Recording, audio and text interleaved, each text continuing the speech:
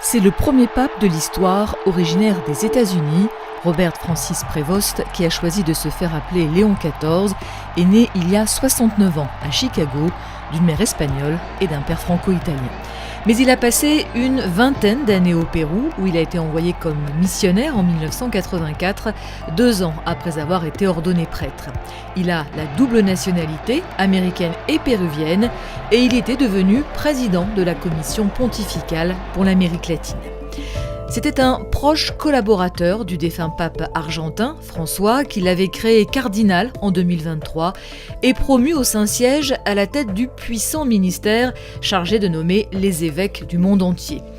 Il a donc à la fois une connaissance des rouages du Vatican, où il est classé parmi les modérés, et une connaissance du terrain, celui des fameuses périphéries, ces territoires éloignés ou délaissés jusqu'ici par l'Église qui étaient si chers à son prédécesseur.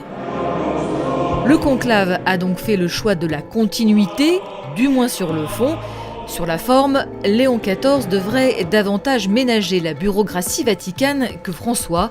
Avec son exercice du pouvoir très personnel, parfois jugé autoritaire, celui-ci avait fait l'objet de critiques internes d'une virulence inédite. What we do know about the personality of this new pope is that he's a rather more cautious man than the old pope was. The Pope Francis was the kind of spontaneous, charismatic man who kind of made lots of off-the-cuff remarks and wore his heart on his sleeve. Well, everything which I know about the new pope is that he's a more measured kind of person.